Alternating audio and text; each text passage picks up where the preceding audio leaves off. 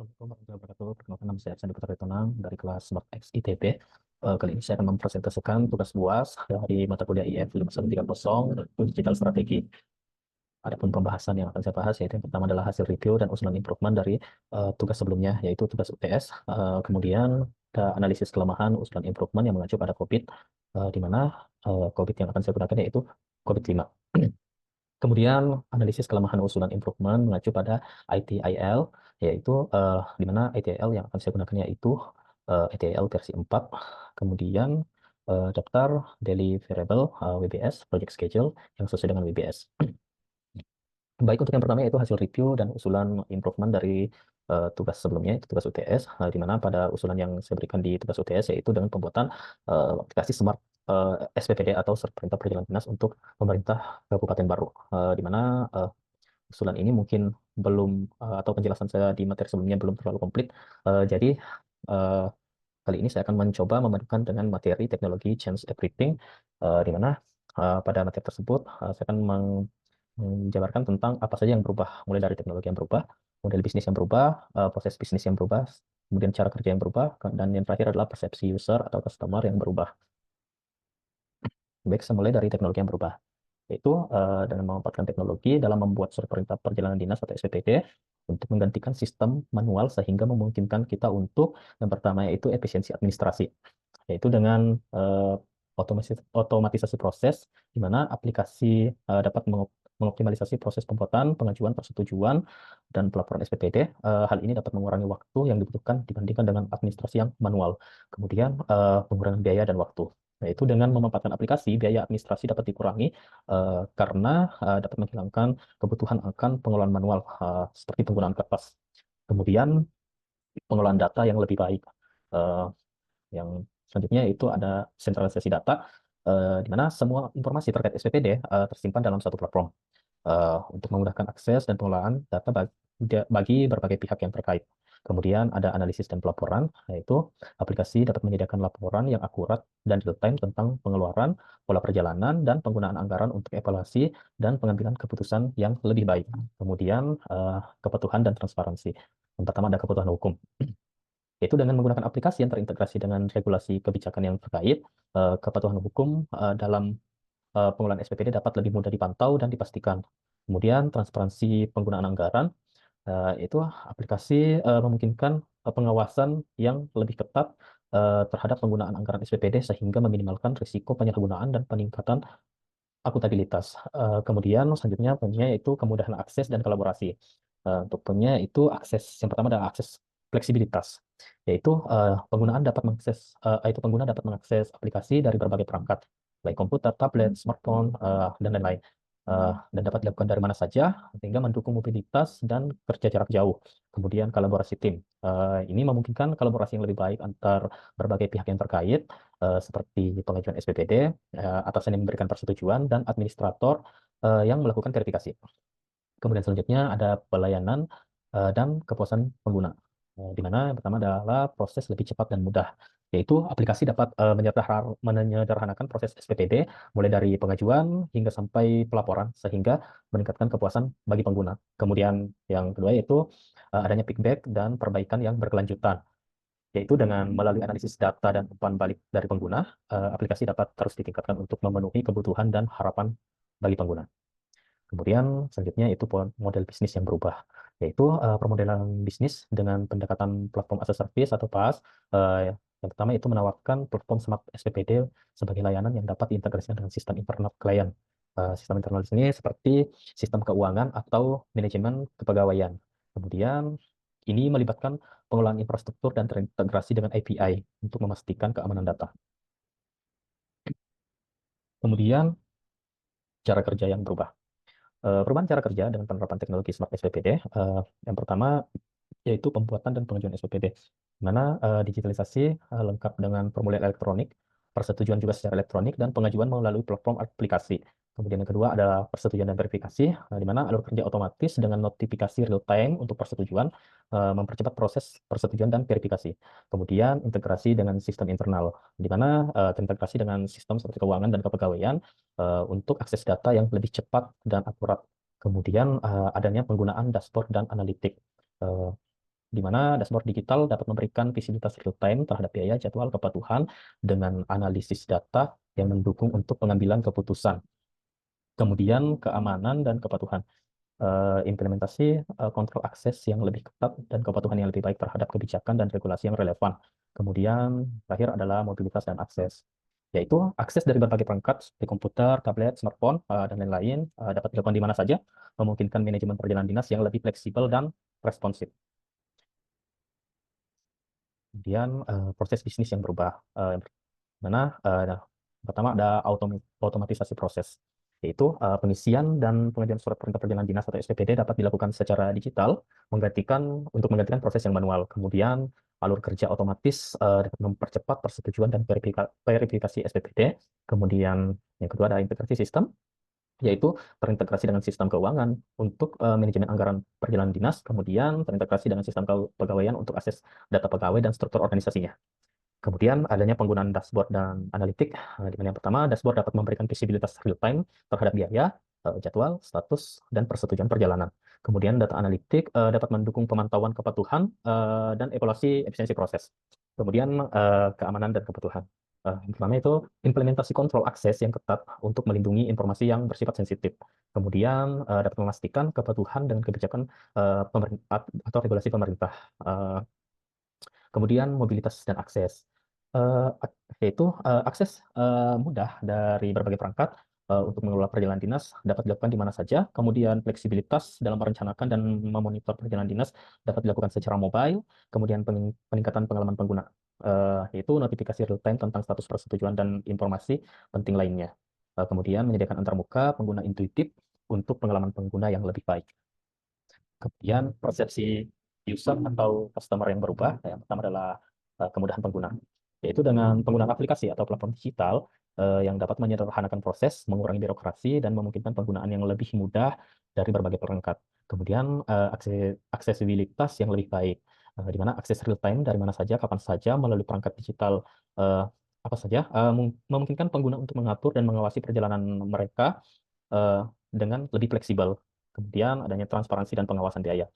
Eh, di mana di sini dengan adanya dashboard, laporan digital yang menyediakan informasi terperinci tentang biaya perjalanan, memungkinkan pengguna dapat mengelola anggaran lebih baik dan dapat mengidentifikasi potensi untuk penghematan. Kemudian keamanan dan keandalan, yaitu dengan implementasi kontrol keamanan yang ketat dan pengolahan data digital yang terenkripsi, memberikan rasa percaya diri kepada pengguna terkait keamanan informasi mereka. Kemudian pengalaman pengguna yang lebih baik, yaitu dengan menyediakan antarmuka pengguna yang intuitif, dukungan teknis yang lebih baik, dan notifikasi real time, meningkatkan kepuasan pengguna dan menjadikan proses perjalanan dinas lebih lancar, uh, dapat lebih lancar. Kemudian terakhir adalah perubahan budaya dan penerimaan teknologi, di mana penerapan teknologi dapat membawa perubahan budaya dan mendorong penerimaan terhadap inovasi dan efisiensi uh, dalam pengelolaan perjalanan dinas. Kemudian untuk yang selanjutnya itu analisis kelemahan usulan improvement yang mengacu pada COVID-5. Nah, di mana di sini saya menggunakan untuk domainnya itu IPO 04, yaitu Manage Innovation. Di mana di COVID-5 ini ada untuk untuk IPO 04 sendiri yang terdiri dari 5 level. Di mana kita lihat di sini kita langsung ke level 1 karena di mana level 0 itu memang masih sifatnya incomplete atau tidak ada, maka capaiannya pasti fully achieved atau 100%. Mulai dari level 1 yaitu nilai perusahaan diciptakan melalui kualifikasi dengan penyajian kemajuan inovasi yang paling tepat dalam teknologi metode TI dan solusi. Ini kami itu memenuhi kriteria ya, dan alasan dengan pemanfaatan teknologi dapat menjadi solusi yang dapat digunakan untuk transformasi. Maka CPN-nya itu 100% atau fully asset. Kemudian tujuan perusahaan atau organisasi tercapai dengan manfaat kualitas yang baik dan atau biaya yang lebih rendah sebagai hasil dari identifikasi dan implementasi solusi. Di mana kami itu memenuhi kriteria dan yaitu dengan membuat aplikasi Smart SPPD ini dapat meningkatkan kualitas ASN untuk menghindari kecurangan dalam penggunaan anggaran. Eh, serta tambahan bahwa dengan menggunakan digitalisasi itu memang sifatnya akan mengurangi biaya-biaya yang keluar pada saat proses manual seperti kertas, print, dan lain-lain. maka hasilnya adalah 100%. Kemudian inovasi dipromosikan, yang ketiga inovasi dipromosikan dan diaktifkan serta menjadi bagian dari budaya perusahaan. Eh, Menurut kami ini sesuai kriteria karena di kabupaten kami itu memiliki visi yaitu baru yang sejahtera, mandiri, berkeadilan, dan bernapaskan keagamaan. Di mana bagi kami ini sangat memenuhi poin. Mungkin eh, untuk sejahtera, mandiri, berkeadilan, dan bernapaskan keagamaan itu mungkin yang masih perlu ditambahkan lagi mungkin dari kemandiriannya. Namun itu sudah sangat baik dan hampir komplit, maka kami memberikan nilai 90%. Kemudian untuk level 2, mulai dari level 2 yaitu PA 2.1, yaitu suatu ukuran sejauh mana kinerja di proses tersebut dikelola. Yang pertama adalah tujuan kerja di tujuan kinerja proses diidentifikasi. Menurut kami juga sudah sesuai, di mana tujuan pembuatan aplikasi ini memang telah ada dan memang telah diidentifikasi. Kemudian kinerja proses direncanakan dan dimonitor. Menurut kami juga sesuai kriteria, eh, yaitu kami telah ada rancangan dan langsung dimonitor oleh sekretaris daerah atau sekda. Dan untuk capaiannya itu sudah hampir komplit, itu 90%, baik untuk tujuan kinerja maupun kinerja proses yang direncanakan dan dimonitor. Kemudian yang ketiga yaitu kinerja proses disesuaikan untuk memenuhi rencana. Eh, ya betul, yaitu dengan adanya perencanaan, maka kita mengikuti rule yang sudah direncanakan sebelumnya. Eh, maka untuk saat ini kami rasa tim kami sudah melakukan itu dan untuk capaiannya sudah eh, sekitar 85%. Kemudian tanggung jawab dan wewenang untuk melakukan proses didefinisikan, ditugaskan, dan disampaikan. Menurut kami ya memang di sana sudah memang ada pembagian tugas dan peran, sudah ada, mungkin sisanya mungkin sisa melakukan pelatihan-pelatihan. Untuk capaiannya mungkin sudah sekitar 85%. Kemudian sumber daya informasi yang diperlukan untuk melakukan proses diidentifikasi, dibuat, tersedia, dialokasikan, dan digunakan. Menurut kami ya sumber daya informasi sudah hampir sebagian besar sudah tersedia dan dapat diakses. Dan menurut kami capaiannya sudah 85%. Kemudian antar muka antar pihak yang terlibat dikelola untuk memastikan komunikasi yang efektif serta penugasan tanggung jawab yang jelas. Menurut kami memang kami telah membentuk tim yang lengkap dengan tupoksinya masing-masing. Capaiannya itu sudah mencapai 85%. Kemudian poin untuk PA 2.2 yaitu sebuah ukuran sejauh mana produk-produk kerja yang dihasilkan oleh proses dikelola dengan tepat. Produk kerja yang dimaksud yaitu output atau dari proses ditentukan dan dikendalikan. Yang pertama yaitu persyaratan untuk produk kerja dari proses tersebut didefinisikan. Menurut kami, di mana kebutuhan dalam membangun sistem ini memang sudah ada dan sudah disediakan dan sudah hampir komplit. Mungkin eh, sisa-sisanya mungkin tinggal yang minor-minor, atau mungkin selanjutnya kita menerima request dari eh, tim yang akan mengerjakan proyeknya. Jadi menurut kami capaiannya sudah mencapai 90% atau sudah hampir komplit lah. Kemudian persyaratan untuk dokumentasi dan pengendalian produk kerja didefinisikan. Bagi kami ya juga sudah ada karena kami juga telah membentuk tim khusus untuk itu, dan untuk eh, capaiannya sudah mencapai sekitar 85%. Kemudian produk kerja diidentifikasi, didokumentasikan, dan dikendalikan secara tepat. Menurut kami juga sudah diatur dalam tim yang telah kami bentuk, di mana eh, semuanya sudah disesuaikan dengan um, tupoksi masing-masing. Dan untuk capaiannya sudah mencapai 85%. Kemudian produk eh, kerja direview dengan pengaturan yang telah direncanakan dan disesuaikan sesuai kebutuhan untuk memenuhi persyaratan. Di mana di mana telah sering dilakukan review bersama serta diskusi untuk merencanakan suatu sistem yang sesuai. Jadi dalam diskusi tersebut ya, selalu dibahas tentang perbaikan apa lagi, tentang eh, apa lagi yang ingin ditambahkan atau apa yang belum sesuai. Dan untuk saat ini mungkin capaiannya sudah mencapai 80%. Kemudian di level 3, yaitu untuk PA 3.1, yaitu ukuran sejauh mana proses standar dipertahankan untuk mendukung implementasi dari proses yang telah ditentukan. Di mana yang pertama adalah proses standar termasuk dalam pedoman penyesuaian yang sesuai diidentifikasikan yang menjelaskan elemen-elemen dasar yang harus dimasukkan ke dalam proses yang ditentukan. Bagi kami memang telah membuat kerangka serta gambaran sistem yang akan dibuat dan itu sudah hampir komplit, sisa dieksekusi dan capaiannya mungkin sudah mencapai sekitar 90%. Kemudian urutan dan interaksi dari proses standar dengan proses yang lain ditentukan. Dan memang untuk proses ini memang sudah diatur dalam tim. Dan menurut kami juga sudah hampir komplit, yaitu sudah hampir sudah sekitar 90%. Kemudian kompetensi dan peran yang diperlukan untuk melaksanakan suatu proses identifikasi sebagai bagian dari proses standar, yaitu kami memang membentuk tim dengan personil yang memang memiliki kompetensi baik dari pengalaman, pendidikan, ataupun kami saat ini beberapa tengah mengajukan untuk melakukan pelatihan-pelatihan, dan capaiannya sudah sekitar 85%. Kemudian metode yang sesuai untuk memantau efektivitas kesesuaian proses yang ditentukan. Eh, Yaitu di mana proses memang selalu dipantau dan dikoreksi apabila ada kesalahan. Jadi seperti yang saya jelaskan tadi bahwa memang selalu ada diskusi-diskusi untuk memantau perkembangan serta melakukan koreksi dan perbaikan-perbaikan, dan untuk sampai saat ini capaiannya sudah sekitar 80%. Kemudian untuk PA 3.2 yaitu sebuah ukuran sejauh mana proses standar diimplementasikan secara efektif sebagai proses yang telah ditentukan untuk mencapai hasil hasil prosesnya. Yang pertama itu suatu proses yang ditentukan diimplementasikan berdasarkan proses standar yang dipilih dan atau disesuaikan dengan tepat. Menurut kami memang telah dibuat kerangka kerjanya eh, lengkap dengan tupoksi gambarannya apa yang akan dikerjakan, dan saat ini untuk prosesnya sudah sekitar 85%. Kemudian peran tanggung jawab dan wewenang yang diperlukan untuk melaksanakan proses yang ditugaskan dan dikomunikasikan, di mana memang telah diatur dan menugaskan orang-orang yang memang dianggap memiliki kompetensi. Kompetensi yang dimaksud tadi baik dari em, pendidikan, kemudian pengalaman, atau eh, sisanya mungkin kami akan mengejar dengan melakukan pelatihan-pelatihan lagi. Dan untuk capaiannya sudah sekitar 90%.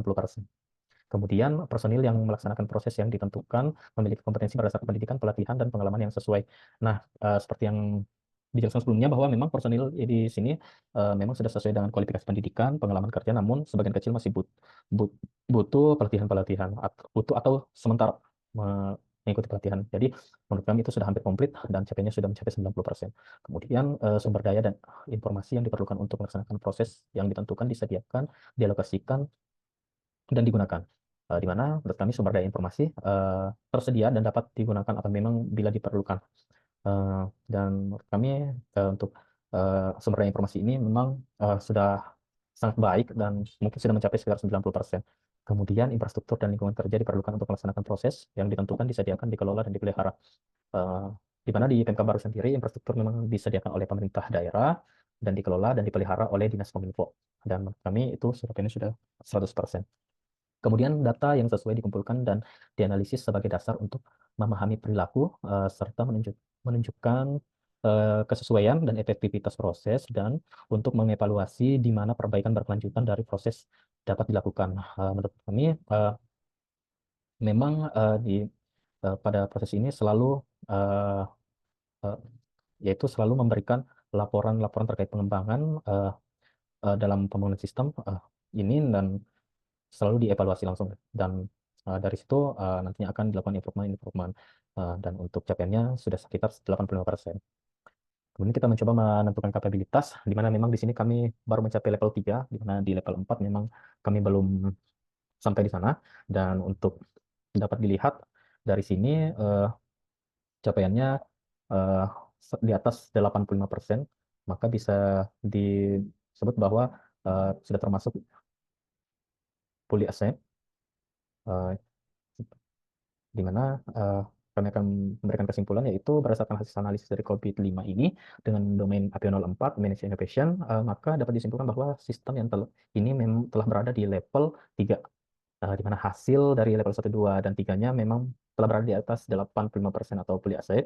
Kemudian sehingga untuk rekomendasi eh, kita mengambil untuk lanjut ke level 4, tepatnya di 4.1, yaitu antara lain menentukan atau menetapkan kebutuhan informasi proses untuk mendukung tujuan bisnis yang relevan, kemudian membuat tujuan pengukuran proses yang berasal dari kebutuhan informasi proses, kemudian membuat dan menetapkan tujuan kuantitatif untuk kinerja proses yang mendukung tujuan bisnis yang relevan.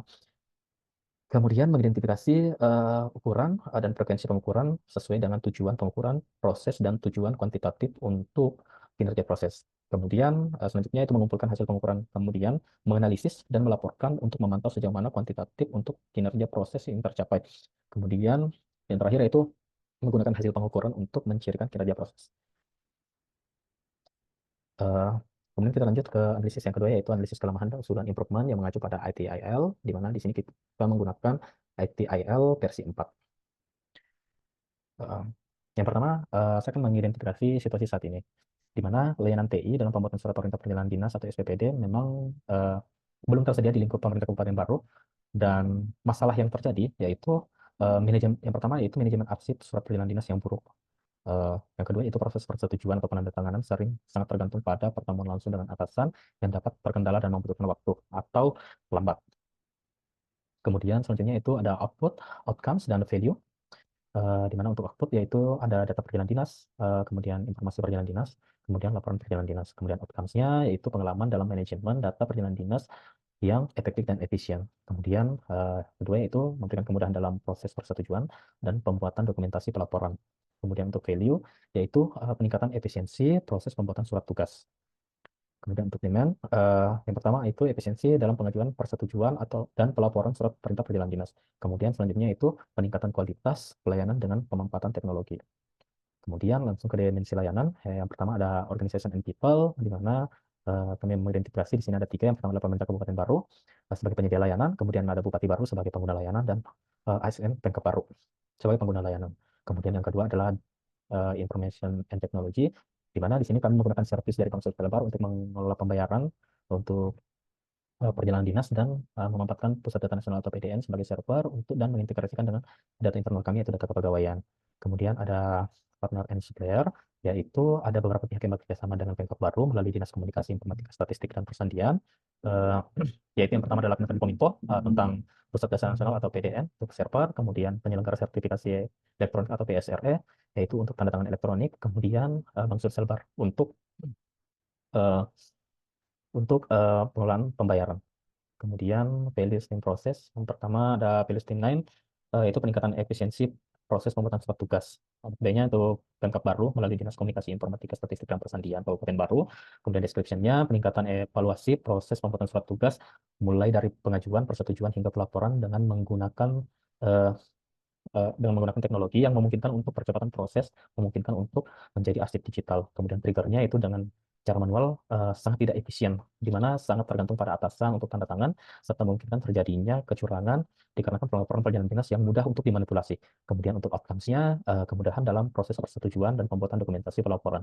Kemudian value create, eh, yaitu pemanfaatan teknologi dalam pemanfaatan teknologi yang dapat memudahkan pengguna. Untuk estimasinya sekitar 1 tahun. Kemudian step number-nya sekitar 6 step, di mana value chain activity-nya di sini ada 6, yaitu engage, plan, design and transition, obtain and build, kemudian deliver and support, kemudian improve.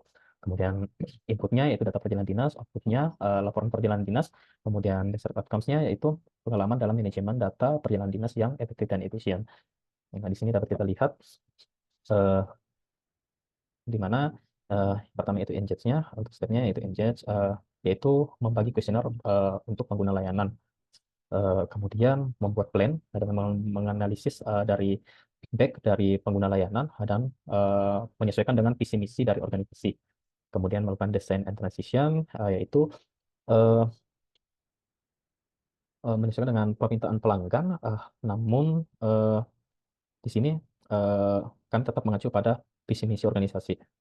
Kemudian untuk obtennya itu tentang bagaimana kita menyediakan aplikasi ini sesuai dengan apa yang direncanakan dan layak untuk digunakan.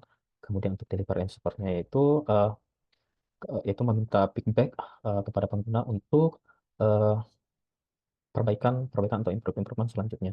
Kemudian yang terakhir yaitu improvement sendiri, yaitu dengan memanfaatkan teknologi untuk mengelola surat perjalanan dinas. Kemudian recommendation. Recommendation yang pertama yaitu dari organization and people, yaitu pertama dalam melakukan pelatihan dan pengembangan yang berkelanjutan, kemudian melakukan survei secara berkala untuk mendapatkan feedback dan meningkatkan kualitas layanan. Kemudian recommendation kedua yaitu dari information and technology, yaitu memastikan infrastruktur telah sesuai dengan kemampuan eh, dan kemampuan kita terus meningkatkan kualitas pengguna dalam adaptasi dengan teknologi. Kemudian rekomendasi tiga yaitu dari partner and suppliers, yaitu memastikan MOU sudah baik dan sesuai. Kemudian selanjutnya itu membangun kolaborasi dan berinovasi untuk mencapai peningkatan kualitas bersama. Kemudian terakhir yaitu tentang WBS atau Work Breakdown Structure. Di sini kita mulai dengan tabel schedule. Nah, di sini ada 27 PPT yang akan saya jabarkan, yaitu yang pertama adalah persiapan proyek dan estimasi 10 hari, akan dimulai dari hari pertama hingga hari ke-10. Kemudian analisis kebutuhan dengan estimasi sekitar 3 hari, yaitu dari hari pertama sampai hari ketiga. Kemudian penyusunan rencana proyek dengan estimasi 2 hari, akan dimulai dari hari keempat sampai hari kelima. Kemudian persiapan lingkungan dan pengembangan, estimasinya 6 hari, yaitu dimulai dari hari ke-6 sampai hari ke-10. Kemudian desain sistem dengan estimasi 20 hari, akan dimulai dari hari ke-11 sampai hari ke-30. Kemudian spesifikasi sistem sekitar 5 hari, akan dimulai dari hari ke-11 sampai 15. Kemudian desain UI UX akan dimulai uh, dengan estimasi 10 hari, yang akan dimulai dari hari ke-16 sampai hari ke-25. Kemudian desain basis data, estimasinya 5 hari, yaitu hari ke-26 sampai hari ke-30. Kemudian implementasi dengan estimasi 30 hari, akan dimulai dari hari ke-31 sampai hari ke-60. Kemudian pengembangan fitur autentikasi dengan estimasi 10 hari, akan dimulai dari hari ke-31 sampai hari ke-40. Kemudian pengembangan fitur pengolahan data dengan estimasi 12 hari, akan dimulai dari hari ke-41 sampai hari ke-52.